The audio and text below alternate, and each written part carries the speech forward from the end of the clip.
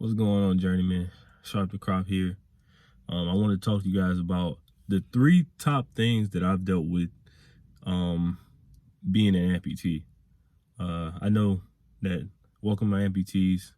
I know you guys can relate to these things, some of these things anyway, because going through this process is a difficult process.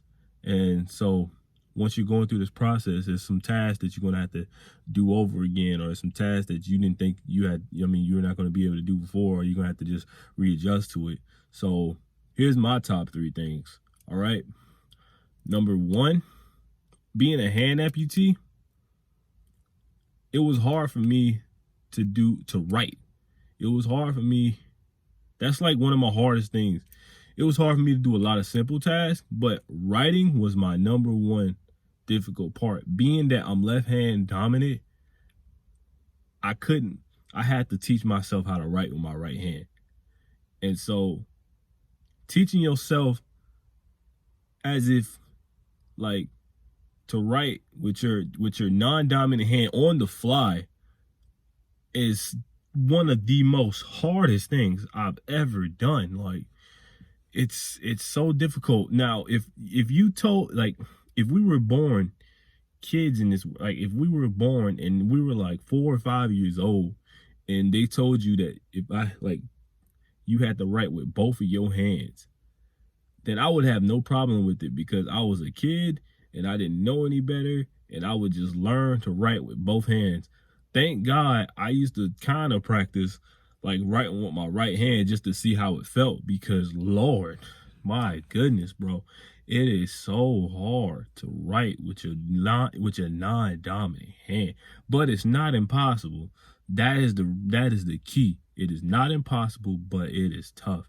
So yeah, man, teaching myself how to write again was difficult. Being a 26-year-old male right now. I was 24 when I got hurt, but being 26 now, teaching myself how to write again was one of the most toughest parts of my life. So I'm pretty sure a lot of you guys can relate if you're a dominant hand amputee. But yeah, that was number one. Number two is having to deal with sad people, i.e. kids. Now, when I first was like released from the hospital and I was seeing families and friends and stuff, the kids, especially little kids, they look at you and they're like, is he the same person? Like they are so sad. They are so sad, bro. And you want to talk, like, you want to be like, you want to look at him and be like, oh, it's okay. Like you're trying to tell them it's okay. And then they're just like slowly just shying themselves away from you, like as if you were like this different person.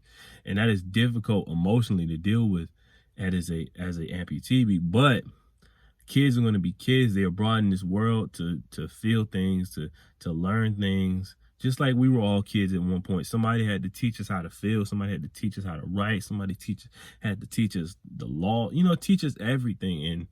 And I think now that I think about it, if I was in that perspective as a kid, I would probably tell, like, if it was somebody else that was an amputee, I wouldn't want to touch them because I didn't want to hurt them. And that's what helped me think about it, trying to put myself in a kid's shoes, because kids are brought in this world to just trying to figure out their lives, and they don't want to do anything to hurt anybody else. So that's one thing I had to take in myself, and it was difficult, but I understand it. And dealing with sad people too, because they're like, oh, I don't know, I wish I could do everything for you. And so it was hard for me, to hold it in. But you gotta stay strong. That way everybody else knows that once they see you're strong, they can be strong for you. And having us, but it's good to have people that know that they're strong for you, that have a support system. Even if it's 12 people, even if it's one person, if you got one person, that is more than enough. Okay, so dealing with sad people, an example, kids. Number three, I would probably say it was difficult me in the beginning, but having to relive that accident in my nightmares, having to relive it, it's all basically the mental health aspect of it. That's basically number three. Wait, what was number one?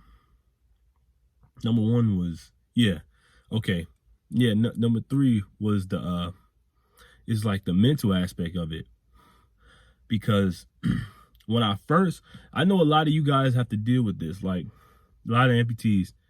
The phantom pains are real, bro. The phantom pains are so real. Like, you feel like, my hands hurting or my legs hurting, and you look down, there's no leg, there's no hand, and it's like, bro, like my mind's playing tricks on me. It's ridiculous, bro. And when I first got out of the hospital, first of all, I was in the hospital for a week and a half. I could not sleep I could barely sleep for an hour or two, bro, because I was being filled up with like medicine, drugs, all types of stuff, bro. And I could not sleep. But once I got home, and then it's like, it felt good to be in my bed again, but I couldn't sleep because I had to keep reliving them nightmares in my head. I kept reliving that accident in my head, and I kept waking up, and it was terrible because if I can explain, I'll explain it to you. But yeah, man, it was terrible having to deal with that, and it's like I couldn't sleep. I couldn't, like, I was on top of that, I lost like 40 pounds while I was in the hospital because I couldn't eat, and I was at home just like, oh man, I can't use the bathroom. I couldn't use the bathroom. Now that I think about it, wow, I've been through a lot. I know a lot of you guys been through a lot. Now I'm starting to talk about it again, it's like, wow, I've been through a lot, bro. I couldn't go to the bathroom. I tried to throw up. I couldn't throw up. I had to, yeah, man, wow, that was a lot. Wow, that was a lot to deal with. And me having to, oh, you know what? Let's add a bonus to it. But I'm gonna tell you about my nightmares. My nightmares was me trying to, it was the same nightmare over and over. I had like like when I first got out of the hospital, I had like 4 or 5 nightmares a night, just me trying to save myself from the accident that happened, me trying to save myself, and I was always too late. And that's when I was always too late. And when I started, I was like, as soon as it got chopped off, I wake up again, and it's like, oh my god, bro, it's like, make it stop. And that was my nightmare. I'm pretty sure you guys have had nightmares too if you're amputees.